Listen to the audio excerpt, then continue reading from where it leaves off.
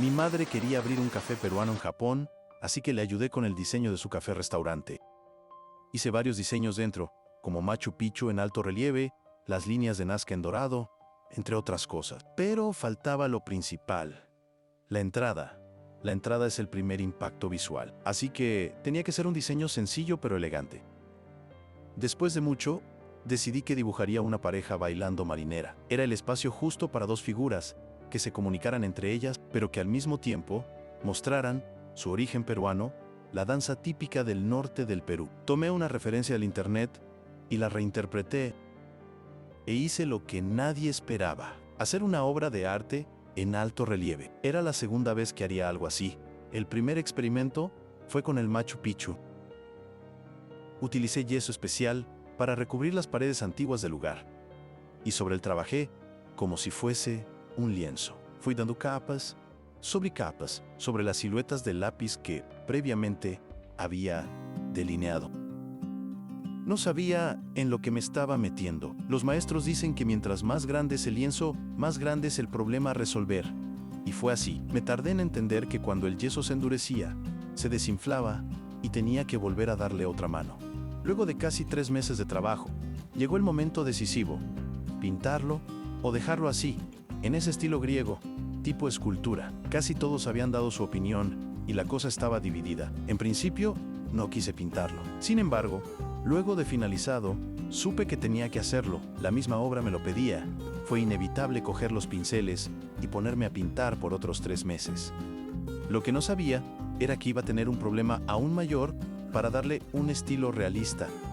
Cuando apliqué la primera capa de acuarela, me di cuenta que no agarraba el color de manera uniforme. Así que tuve que aplicar diferentes métodos para saber cuál funcionaba. El Machu Picchu que anteriormente había hecho no lo había pintado completamente, apenas hice una prueba y pensé que aplicando la pintura no habría problema. Luego de tanto, entendí cómo funcionaba la acuarela sobre el yeso, y no era de manera uniforme. Había partes del yeso más duros y resbaladizos, lo que dificultaba impregnarse de pintura.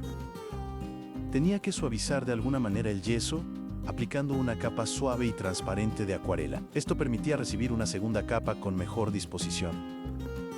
El rostro del chalán fue uno de los más complicados de definir, ya que una sombra o luz mal colocada haría un rostro disparejo o surrealista.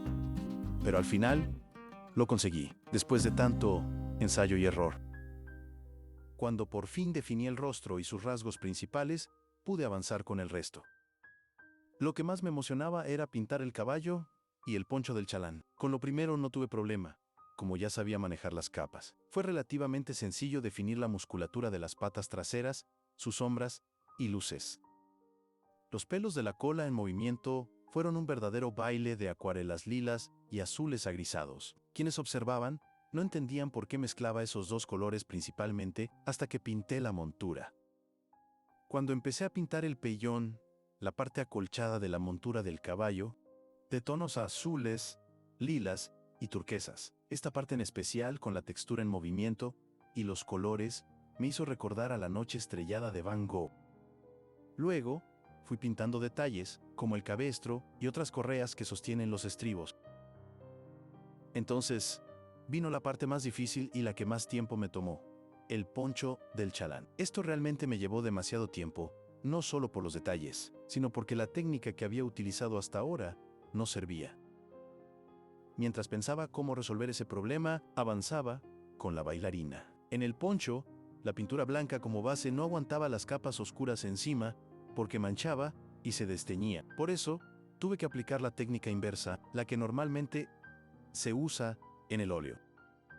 Pintar primero las sombras, es decir, a los oscuros, y después ir añadiendo capas de luz, como los blancos, que en realidad era el color base del poncho. Fue un verdadero desafío, sobre todo porque no manejaba la técnica, pero lo intenté y dio resultado.